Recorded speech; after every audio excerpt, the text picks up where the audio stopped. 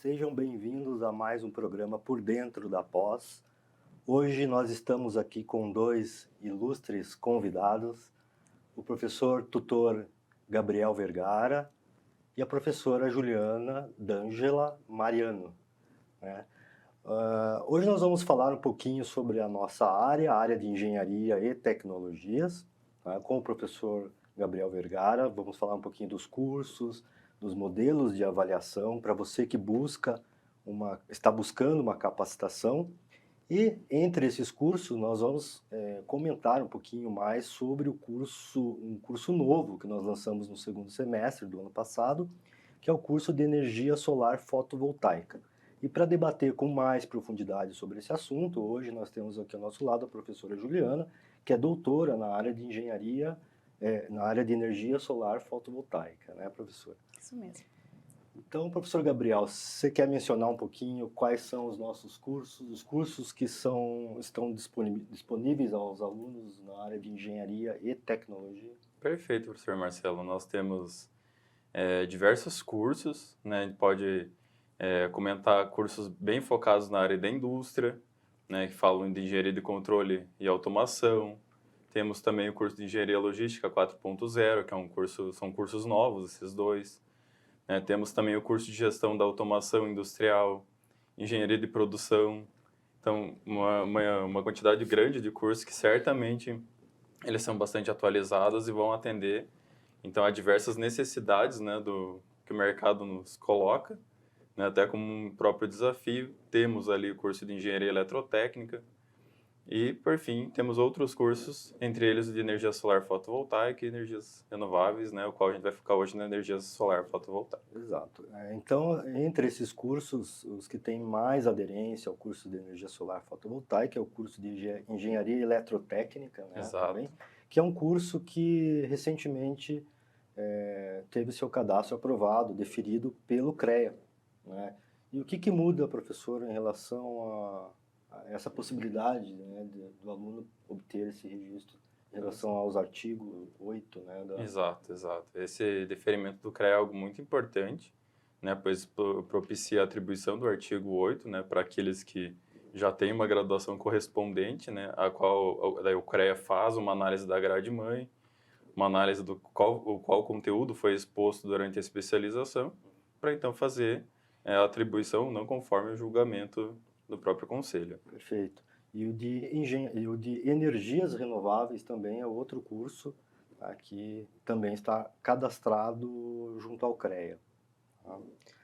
Bom, mas o nosso tema de hoje é energia solar fotovoltaica, e hoje nós vamos conversar então com a professora Juliana. Ela é professora de 3 disciplinas do curso de energia solar fotovoltaica, a disciplina de energia solar, de sistemas para energia solar, e agora uma nova disciplina que a professora recentemente gravou, que é baterias e células combustíveis, né, professora? Isso mesmo. Professora, conta um pouquinho da sua trajetória na energia solar, né, nessa área, né, de geração de energia solar. Eu sei que você começou aí em meados de 2009, 2008. Exatamente. Nessa área, né?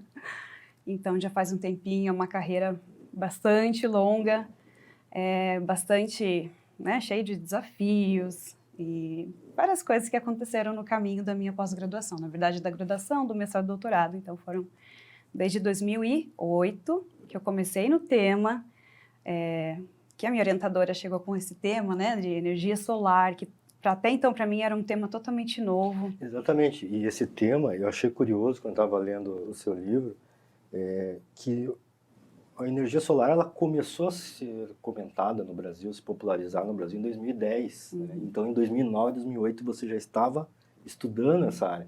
Então, assim, o que moveu essa paixão por essa área que ainda era pouco falada na época aqui no Brasil? Né? Foi uma sementinha, né, que foi plantada de sustentabilidade, que é algo que eu tenho uma grande paixão em falar sobre meio ambiente, a preocupação, né, com emissões de monóxido, de óxido de carbono. Então, foi algo que lá na UTFPR a minha orientadora fez, né, e eu gostaria muito de, né, já começar com energias renováveis. E aí veio essa ideia da gente desenhar uma bancada didática fotovoltaica para fins de acadêmicos, né? Pesquisa, simulação, teste dentro da universidade. E aí foi tudo, né, onde tudo começou, essa história maravilhosa que até hoje, né, ainda é minha paixão, de verdade. A professora, então, tem um livro, né? O livro é Energia Solar Fotovoltaica, Princípios, né? Princípios básicos. E um artigo, né? Esse artigo, a professora também tem uma publicação de um artigo, né? Exatamente. Você pode falar um pouquinho sobre esse artigo? Claro, claro. É um estudo, uma pesquisa? Isso. Primeiro eu vou falar do livro, né? Que já que a gente está falando sobre energia solar fotovoltaica, foi algo que foi uma ideia de outro professor da universidade, né?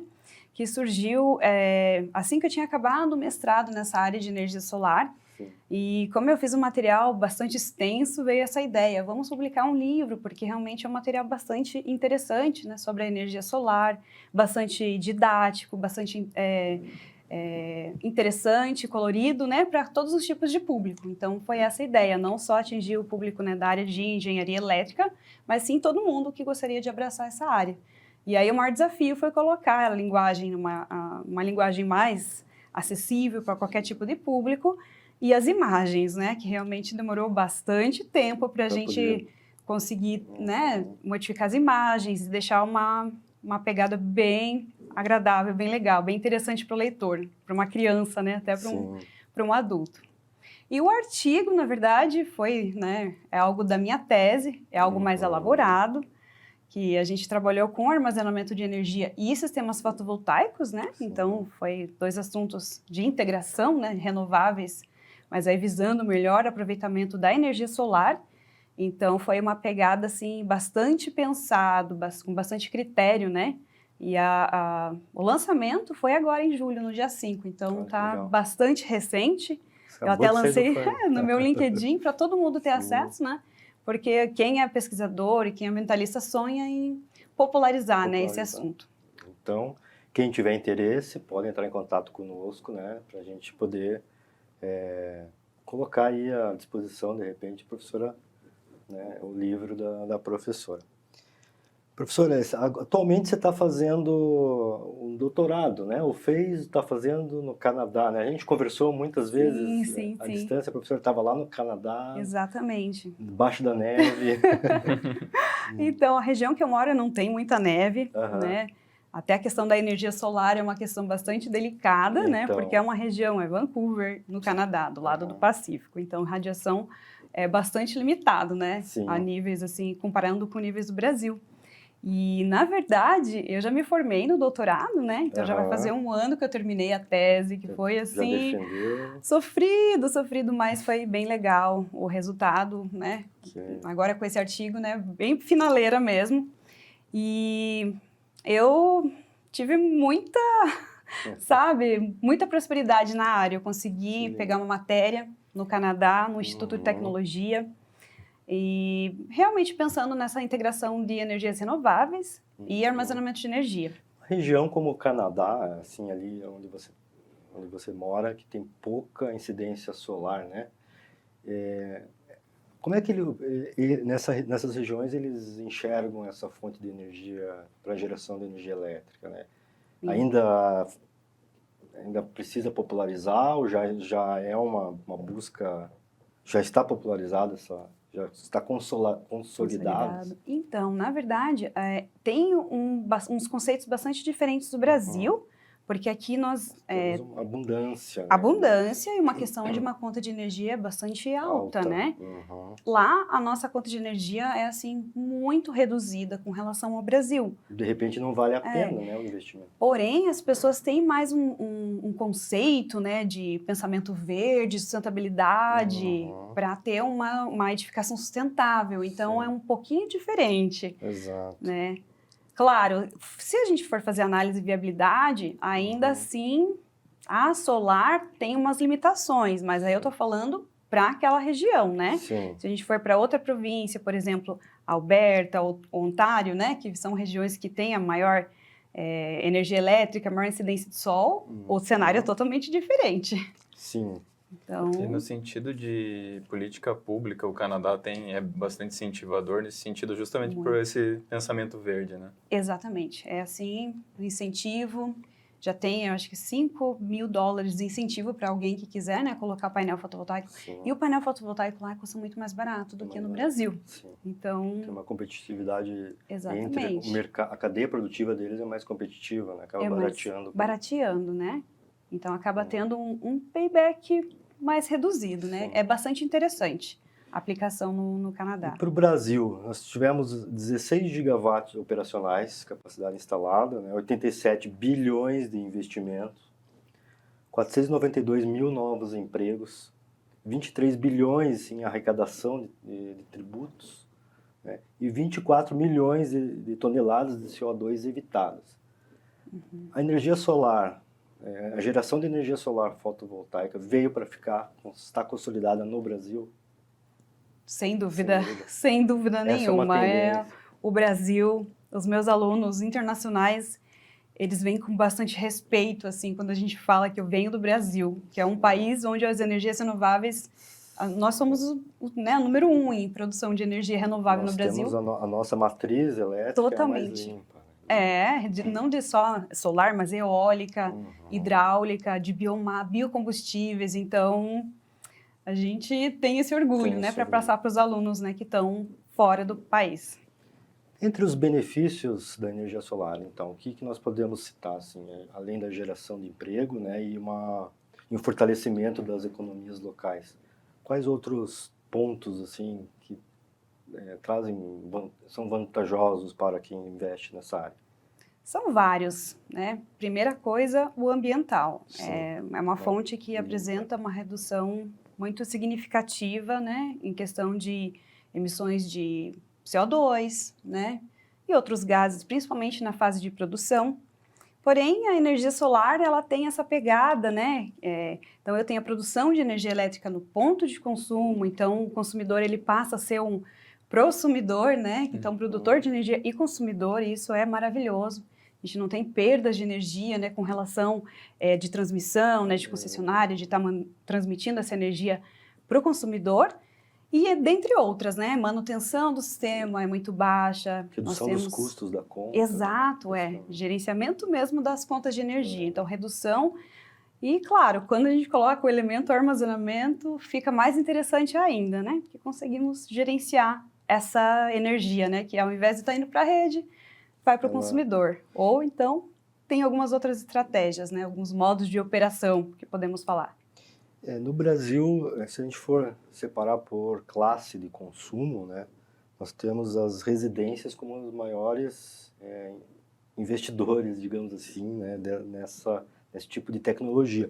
Então, 46,7% das residências por classe de consumo, né, são investidores de residências. Aí, 31,4% comercial, 13,6% rural e 7,1% industrial. Quais são os desafios para que o investidor industrial e rural consiga aumentar essa representação aí na área de geração de energia elétrica de fontes renováveis, principalmente energia solar? Nós temos o maior problema da geração renovável é a intermitência. Né? Então, ajustar a minha demanda com a minha geração. Entendi. E é algo que o armazenamento de energia veio para resolver esse tipo de restrição técnica, né?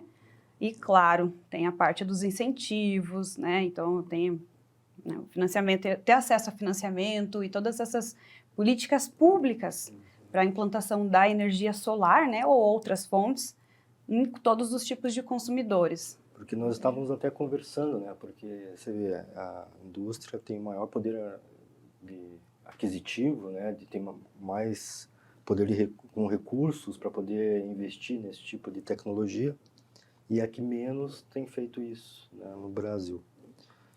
Então a gente achou bem curioso. Sim. E esses kits de energia solar fotovoltaica, eles realmente funcionam? Esses que a gente vê pela internet, a gente pesquisa, eles funcionam? A gente consegue, por exemplo, eu quero instalar na minha cozinha para poder gerar toda a energia que ela consome de energia solar. Eu posso instalar um kit desse, ele dá conta desse consumo? Até Depende. 150 kWh, por exemplo, mensal. Depende muito do consumidor e da sua demanda. Os kits, eles são exatamente, né? É uma receitinha de bolo. Sim. Então, para cada consumidor, o mais indicado é que eu tenha um projeto exatamente para atender, né? Porque no Brasil ainda temos algumas restrições, né? Do meu tamanho, ter que usar a rede elétrica, né? Então, não esses tem kits postos, que a gente mas... vê, não são... Você tem que procurar um Exato, especialista, profissional. né? Não adianta você comprar o kit e instalar aquele kit que já vem prontinho, que Não. você vai Pelo ter menos problema. não vai atender as expectativas, não pode atender só uma parte delas. Né? Exatamente.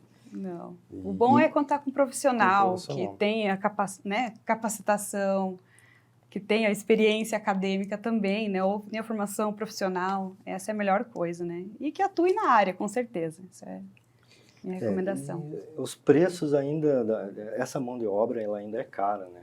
Não sei, em todo mundo, no planeta inteiro, esse obstáculo, digamos assim, da mão de obra de energia solar. Sim, é uma carreira muito promissora de demanda. Tá começando. Né? Então, quem está nessa área, eu acredito assim que é muito interessante a formação, né, para essa área, porque realmente não vai ser 2025, 2030, 2035, então nós temos uns alvos, né, bastante interessantes de redução. Então, ainda assim, tem bastante profissional se formando. Eu vejo, por exemplo, no Canadá, a demanda é muito alta para pessoal que faz aconselhamento, né, de energia. Então, o Energy Advisor, né? Então, todas essas pessoas aí... Como uma consultoria, né? Exatamente. E que, claro, tem que ter certificações, não é... Né? Não é assim tão... Não é tão simples assim. Né? Tem que ter um investimento. Professora, a professora recentemente gravou uma disciplina de baterias e células combustíveis, né? Nós temos aí mais 2 minutos e meio. A professora pode dar um spoiler aí do que o nosso aluno, aquele que já é aluno, e aquele que pretende, né, se capacitar e em breve já vai ter essa disciplina, pode esperar dela? Que tópicos são abordados, né? Qual a relação com a geração de energia solar? A relação é muito próxima com energias renováveis, porque, como eu falei anteriormente, né, nós temos algumas restrições, intermitência, variabilidade, e o armazenamento de energia, as baterias, produção de hidrogênio, células combustíveis. Elas vieram é um casamento perfeito. Certo. Então, realmente, a gente está apostando tudo, né? Principalmente com essa questão dos veículos, utilização dos veículos elétricos, né? Sim. Que está tendo uma pegada bastante forte em todo mundo, né? Para a redução de dióxido de carbono. Então, não só aplicações estacionárias, né? Para os sistemas fotovoltaicos, mas os veículos elétricos. Então, nós temos essa necessidade, né, de estudar e entender como funcionam as baterias, quais são os tipos de tecnologias mais apropriadas, tanto para aplicações estacionárias, né, sistemas fotovoltaicos instalados na sua casa, na sua residência, no comércio, na indústria, quanto para veículos elétricos, né? E, claro, o setor de transporte é um dos que contribuem, assim, pesado para emissões. E locais mais isolados, sistemas off-grid, também pode se beneficiar desse tipo de tecnologia. Sim, as baterias, elas vêm num container enorme, então, para a aplicação on-grid, né, off-grid, realmente, os projetos eles já apresentam bastante viabilidade para a aplicação integrada, o que eu posso dizer. Legal. Então, muito obrigado, professora. Peço para que você fique conosco. Nós temos agradeço. o segundo bloco. Uma entrevista com o professor Cristiano Lewandowski, que também é professor do nosso curso de Energia Solar Fotovoltaica. E daqui a pouquinho nós estaremos de volta.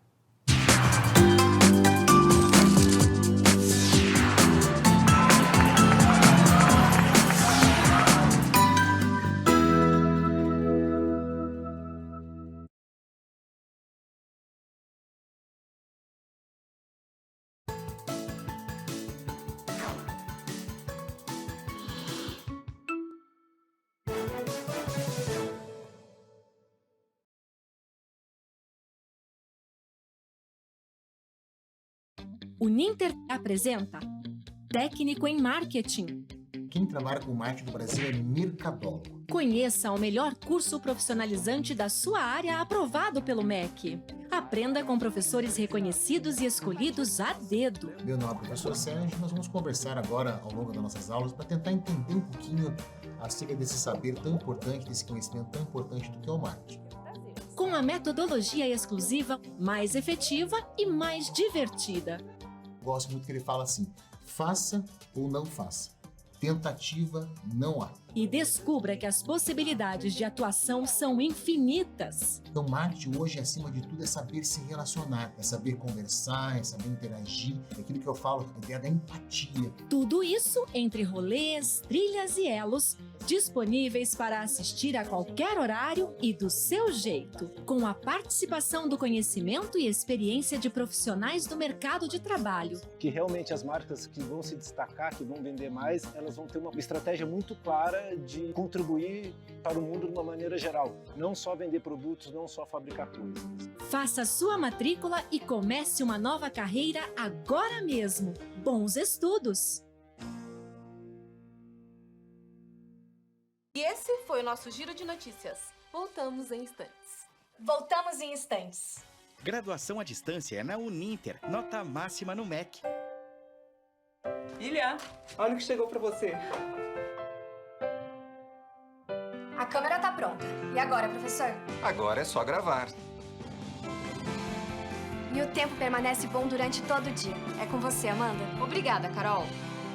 Uninter, ao seu lado para transformar a sua história.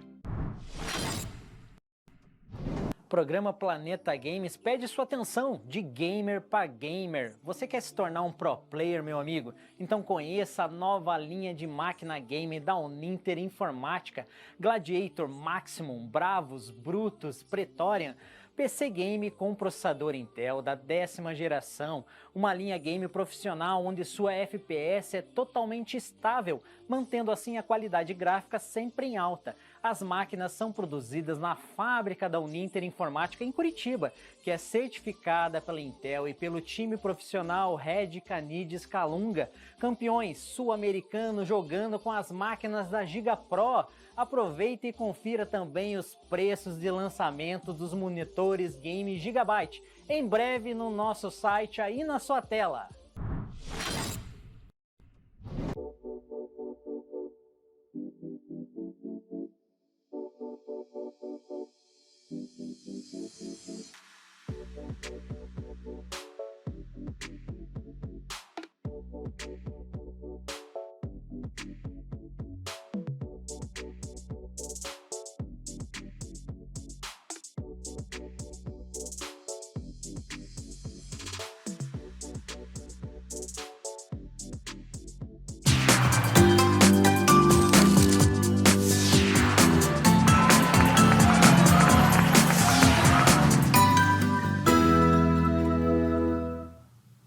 Olá pessoal, retornamos então com o nosso segundo bloco, né, agora para conversar com outro professor, que é também da casa, professor do curso de Energia Solar Fotovoltaica, o professor Cristiano Lewandowski.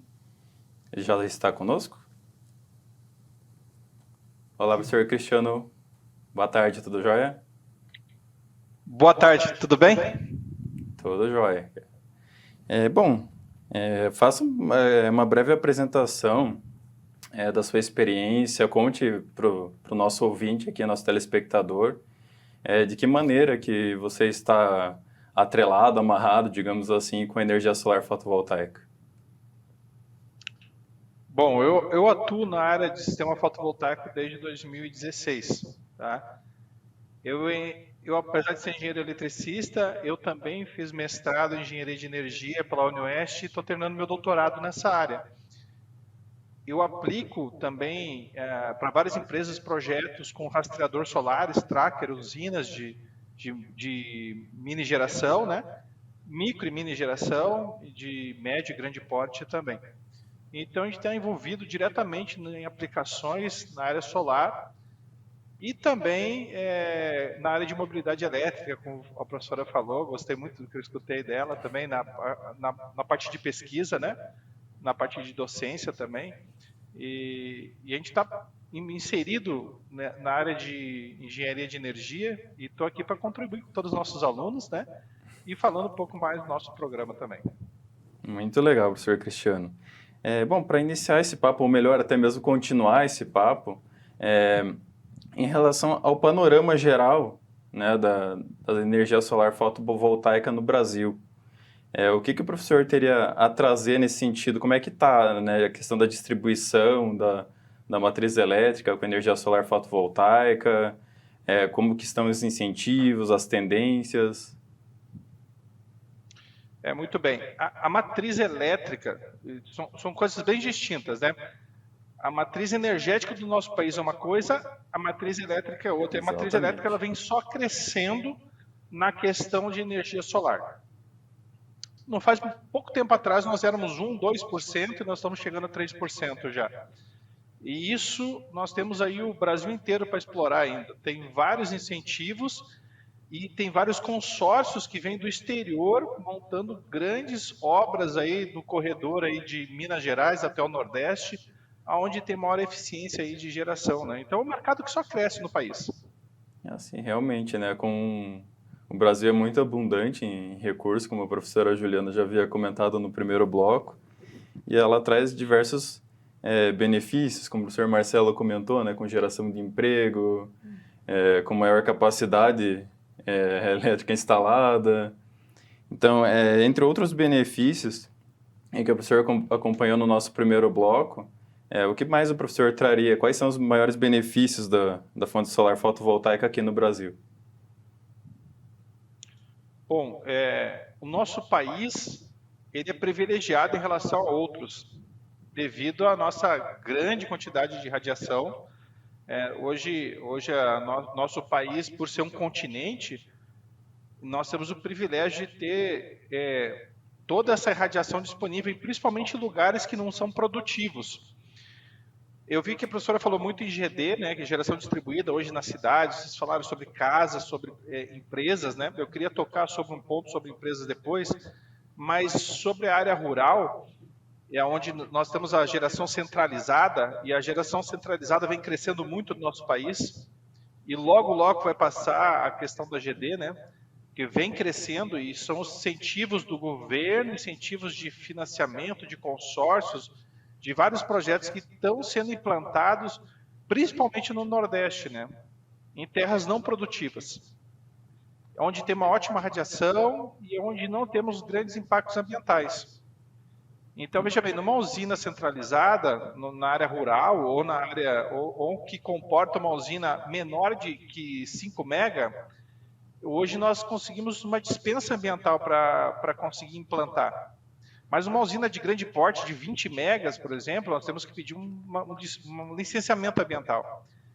E isso facilita quando são terras não produtivas ou quando não tem um impacto ambiental nesse local. E nós temos no nosso país locais aonde não tem linhas de energia, não tem transmissão, nosso país é muito grande, e esses investimentos sendo feitos nesses lugares possibilitam essas novas transmissão até esse local, até mesmo para poder distribuir no nosso barramento de energia que está conectado em todo o país. Perfeito. E é até interessante que a professora Juliana comentou no primeiro bloco, né, que a questão da irradiação solar no Canadá ele é um pouco ou bem diferente no caso. Bem mais baixa. Né, daí você causa então aquele desafio, né, para conseguir incentivar ainda mais. No caso aqui do Brasil, ele acaba sendo bastante facilitado, como o professor Cristiano apontou, por causa de ser um país de tamanhos continentais, com diversas características mais benéficas, né, professor? Exatamente. Eu queria contribuir, assim, aproveitando que a professora falou, o meu orientador é da Inglaterra, na Universidade de Sheffield, do meu doutorado.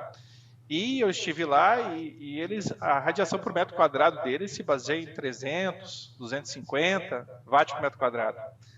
E o nosso sul aqui do país, né, pega os 3 estados do sul do país, nós temos aí 600, 800 watts por metro quadrado, né, dependendo do lugar.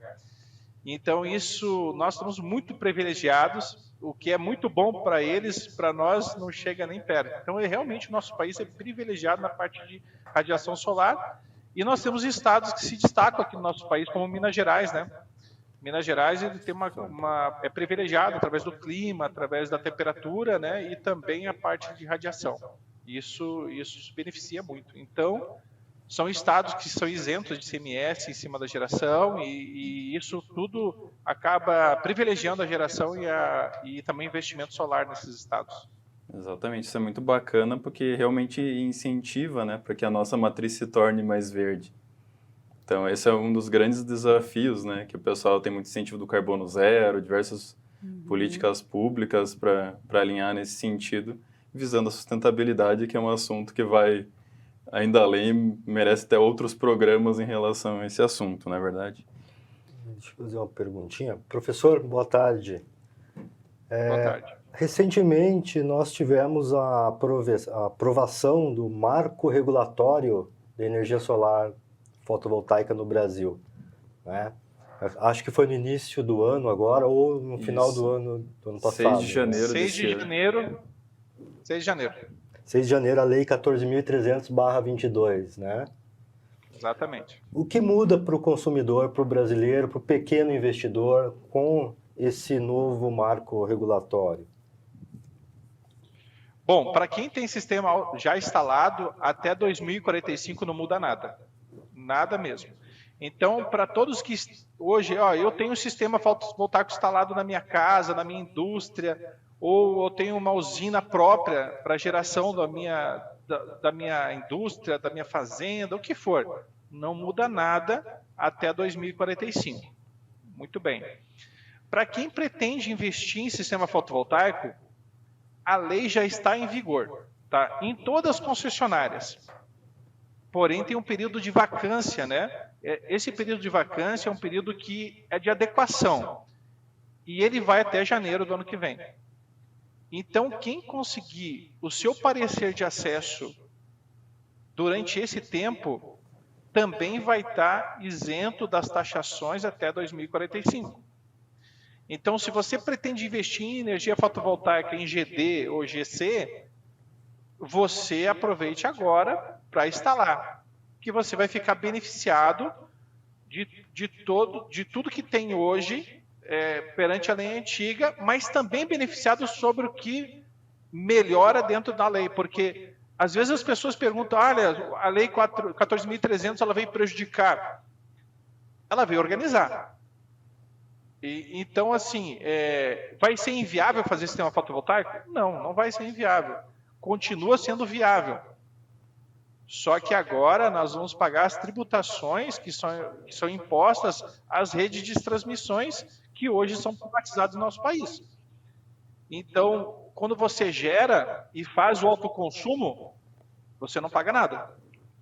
O teu excedente que você jogar na rede, que você demora até 60 meses para poder se creditar, que você está usando a rede como bateria, nesse caso é cobrado uma tributação, que a partir de 2023 vai ser 15%, 2024 vai ser 30%, 2025 45% e vai subindo gradativamente até 2029, 2030, onde vai se estabilizar a taxa de fio B para quem é consumidor, né? No caso do consumidor B, né? Agora, quem está na demanda contratada, que está no grupo A, ele também tem outras tributações. Fui claro para vocês? Perfeito, professor, perfeito. Não, com certeza. E sobre esse assunto, ainda falando um pouco sobre essa taxa, depois quando ela chegar e se padronizar, até acompanhei, o professor tem um canal no YouTube, né, e fala justamente sobre esse assunto do marco regulatório.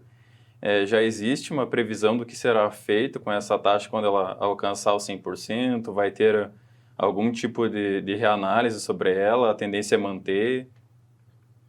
Bom, isso já aconteceu na Espanha, os professores que estão aqui presentes sabem que aconteceu e foi depois de um tempo voltado atrás, tá? Então, assim, o nosso país, ele tem questões políticas que se avançam sobre a questão do Ministério de Minas e Energia. Eu tenho minha opinião própria e que o Ministério de Minas e Energia não deveria ser conduzido por qualquer partido político, qualquer outro profissional, qualquer governo. Ele teria que ser algo planejado, estratégico, feito por profissionais especializados de várias universidades que temos no nosso país, especialistas que fizesse concurso e ficasse lá durante anos para poder planejar o futuro energético da nossa nação, tá? E dependendo, não estou falando de política aqui de forma alguma, estou falando de planejamento, tá? Em outros países que nós temos que copiar, como se você pensar no Japão, se você pensar nos Estados Unidos, pensar na Alemanha, isso não é um cargo político, isso é um cargo estratégico no país. E o nosso deveria ser assim também, ser tratado assim. Um dos exemplos que eu quero citar para vocês, que os combustíveis alternativos, que são combustível como o etanol, como o biogás, o biodiesel, eles são gerenciados pela ANP, Associação Nacional do Petróleo. Eles que dizem qual que é o preço do biodiesel. Em outros países não é assim. Tá? Então, existem questões políticas que atrapalham o crescimento energético do nosso país. Uma usina hidrelétrica demora 10, 15 anos de planejamento. Nesse tempo, trocou 4 vezes o cargo político, né? E, então, não existe planejamento. Isso é difícil gerenciar. Para qualquer engenheiro, qualquer profissional, e depende do profissional que estiver lá, pode ser o mais capacitado possível, mas em 4 anos ele não consegue fazer um planejamento de um parque eólico, que demora 10 anos para ser concluído, ou também planejamentos energéticos como hidrelétricas, né? E se você pensar que o nosso país tem tudo para crescer na parte de armazenamento de energia, como a professora falou, em baterias, nós temos contêineres de bateria. Hoje, e em vários estados no país, já é permitido nas concessionárias você usar inversor híbrido, você usar isso nas suas residências em GD. Não tem planejamento, não tem ainda as regulamentações ainda são básicas ainda, tem muita coisa. Por quê? Porque não falta uma sequência de trabalho. Quando a pessoa está fazendo uma sequência, ela sai porque troca o partido e entra outro que foi indicado. Infelizmente é assim no nosso país. Bom, é uma pena, nosso tempo está se esgotando, nós temos mais 2 minutinhos. Eu acho que cabe um outro programa mais para frente, né, professor? Com certeza. Porque é pouco tempo e tanta coisa que a gente tem para falar. A gente poderia entrar agora no assunto do descarte, né, da vida útil de todo esse material, porque a energia solar, a geração de energia por fontes renováveis tem se massificado, né? E daqui a alguns anos, 25, 30 anos, o que nós vamos fazer com todas essas placas solares, baterias e tudo mais, né? Então... É uma pergunta inteligente e que eu falo sempre, os profissionais que estão trabalhando conosco aqui na nossa pós, eles têm um mercado imenso pela frente e um nicho de mercado interessante. Hoje na América Latina tem uma empresa que faz isso, a SUR, que é Sol em inglês, né? S-U-N-R, e o R no final de reciclagem. Essa empresa ela consegue pegar os módulos e tirar os metais pesados, né, dos módulos, o alumínio, os outros metais, e fazer uma reciclagem. Consegue reciclar até 98% desses módulos. Até pouco tempo atrás não tinha, 2, 3 anos atrás não tinha uma empresa que fizesse isso aqui no país, só tinha na Europa ou nos Estados Unidos, né? Mas aqui agora tem uma empresa em São Paulo e em Santa Catarina que faz essa reciclagem. Lembrando que nós temos 3 famílias de geração fotovoltaica. Nós temos a família do silício, que são os módulos monocristalino e policristalinos, né? E depois nós temos, essa é a primeira geração, que é o mais conhecida e disseminada no mundo todo. Nós temos a segunda geração, que são os filmes finos, né? São células amorfas, que daí isso aí é outro tipo de tecnologia que tem. Que ainda não tem empresa para fazer essa reciclagem ainda, né? Só essa empresa que eu estou trabalha com a primeira geração, mas a segunda geração e a terceira geração, que são as células orgânicas que estão vindo, tintas que geram também, concretos que geram, que fazem o sistema de geração, são outros que daí facilitam também a reciclagem. você veja bem que a tecnologia cada vez avança mais Avançando e mais, mais, né? É verdade. Perfeito, E professor. são conceitos novos aí que nós estamos aprendendo cada dia mais. Muito obrigado, professor Cristiano. Quem quiser acompanhar aí, é só entrar no canal também do professor, o canal Lewandowski, né? Hoje é um dos principais... Lewandowski Energia. Energia. Isso é mais fácil. É um dos principais canais aí do Brasil sobre o tema de energia solar fotovoltaica. O professor também atua no nosso curso de energia. Tá? E sintam-se convidados para uma próxima rodada de bate-papo, né? Porque a gente tem bastante coisa para falar, a parte de descarte. Os mitos, né? Os Tem mitos, muitas coisas né? aí. Existem esses mitos aí em torno dessa...